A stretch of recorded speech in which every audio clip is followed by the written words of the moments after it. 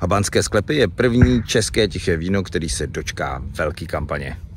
Habánské zákony.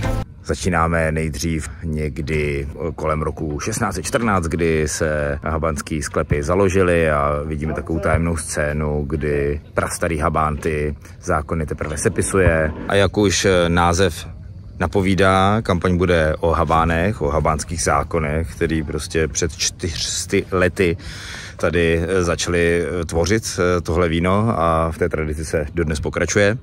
No a uděláme si takovej krásný výlet do historie za původními Habány. Díky.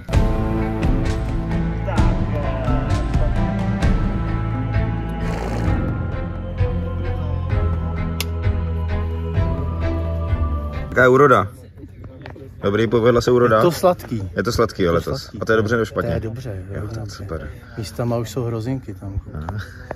Teďka točíme scénu, kterou jsme vždycky pracovně pojmenovávali Těžká dřina 1614. Víno se sbírá, kůň ho odveze, všechno to maká. Krásné počasí, krásná lokace.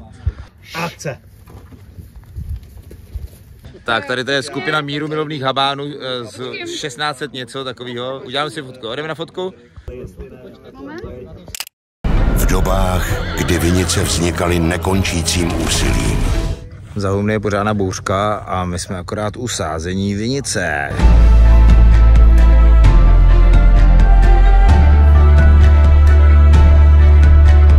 Si makají, flákají. Já to právě zjišťuju, vypadá, že makají, no. Jo.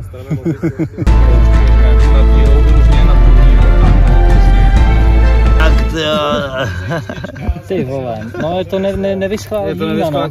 Super, tyjo. Dal to, je to dobrý. Natáčecí džbán prostě, prdnul hned. Jejich tajemství je zakořeněno v moravské půdě. Nyní jsme ve sklepích a dojde k předání habánských zákonů z generace na generaci.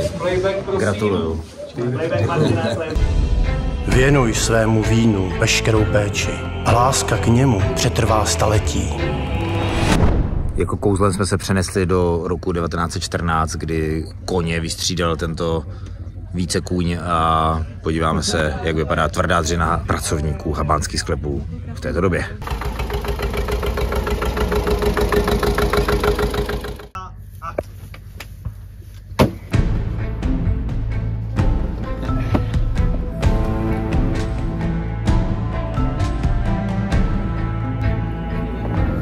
Co to je postřik na tohle asi?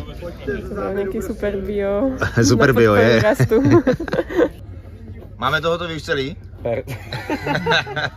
Skoro. Skoro.